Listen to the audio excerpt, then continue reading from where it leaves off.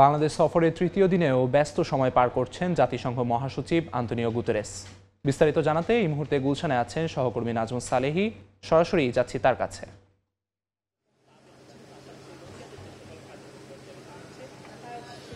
বাংলাদেশ সফরের তৃতীয় দিনে আজকে ঢাকার যে জাতিসংঘের কার্যালয় রয়েছে আন্তোনিও গুতেরেস মহাসচিব সেখানে এসেছেন সকাল ৯টার পরপরই। গুলশানের এই ভবন, সেটিকে আসলে জাতিসংঘ ভবন বলে, সেখানে তাদের যে বাংলাদেশের যে প্রতিনিধিরা আছেন তাদের সঙ্গে আজকে ১২টা পর্যন্ত, সকাল ৯টা থেকে দুপুর ১২টা পর্যন্ত বিভিন্ন ইস্যুতে সেখানে আসলে মিটিং রয়েছে এবং তাদের সাথে মতবিনিময় রয়েছে।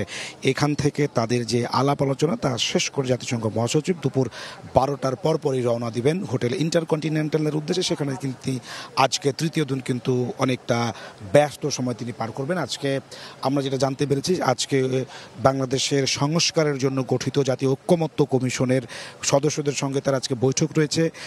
তারপরে সুশীল সমাজের প্রতিনিধিদের সঙ্গে তার বৈঠক রয়েছে, যুব প্রতিনিধিদের সঙ্গে তার বৈঠক রয়েছে। পাশাপাশি আমরা জানি যে কয়েকটি রাজনৈতিক দলের নেতারাও কিন্তু আজকে তার সঙ্গে মতবিনিময় বা সংলাপে আসলে আমন্ত্রণ পেয়েছেন। এবং সর্বশেষ ৫টার দিকে, বিকেল ৫টার পর তিনি এই বাংলাদেশে তার ৩-৪ দিনের যে সফর তার নিয়ে তিনি যৌথভাবে একটি সংবাদ সম্মেলনে অংশগ্রহণ করবেন। আজকে সফরের তৃতীয় দিন একেবারে ব্যস্ততম তিনি পার করছেন।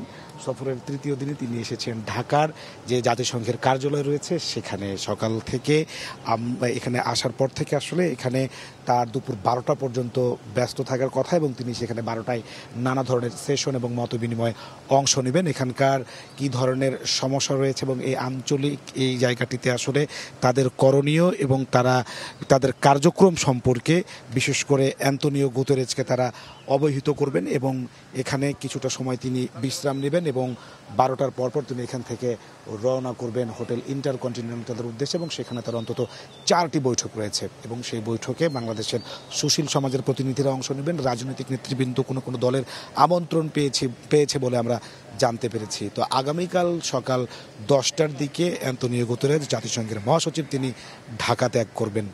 আমার কাছে এই ছিল গুলশান থেকে সর্বশেষ। ঢাকার গুলশানে জাতিসংঘের কার্যালয় থেকে সরাসরি যুক্ত ছিলেন সহকর্মী নাজমুস সালেহী।